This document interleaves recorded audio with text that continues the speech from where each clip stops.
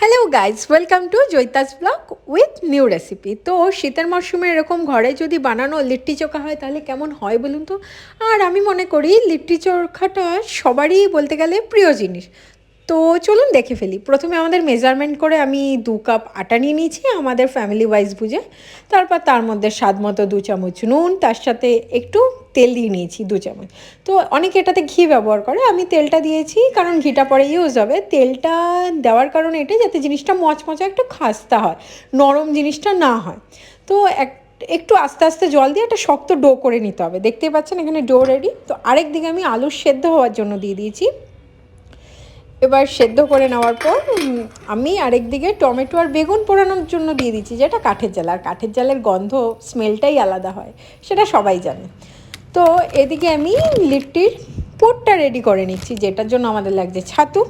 ছাতুর সাথে এবার আমাদের অ্যাড করতে হবে পেঁয়াজ কুচি, লঙ্কা কুচি, ধনেপাতা কুচি, আদা কুচি, রসুন কুচি, আর একটু আচার, সর্ষের তেল, নুন।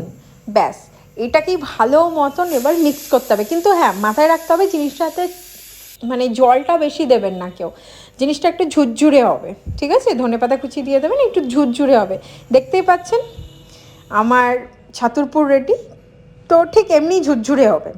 তো এদিকে আমার টমেটো সেদ্ধ হয়ে পোড়ানো হয়ে গেছে, বেগুনও পোড়ানো হয়ে গেছে। এবার আমি আলুটা দিয়ে দেবো। আলুটা সেদ্ধ হওয়ার পর একটু পোড়া স্মেলটা আসলে ভালো লাগে। তো এবার আমি ওই যে ডোটা ছিল, ডোটা থেকে আমি লেচি কেটে নিয়েছি।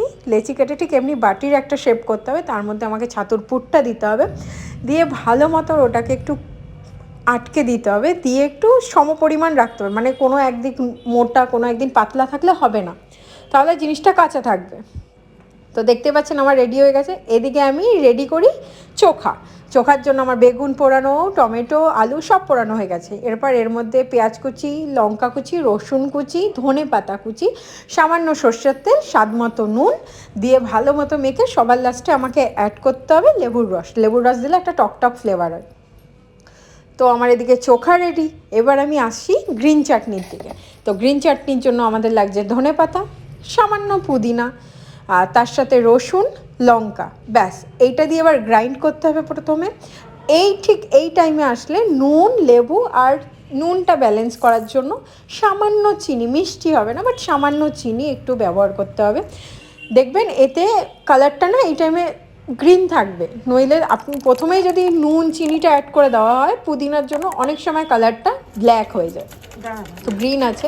তো এদিকে আমি লিট্টিটা হতে দিয়ে দিই। লিট্টি আমার অলমোস্ট রেডি, লিট্টি হয়ে গেছে। এবার লিট্টি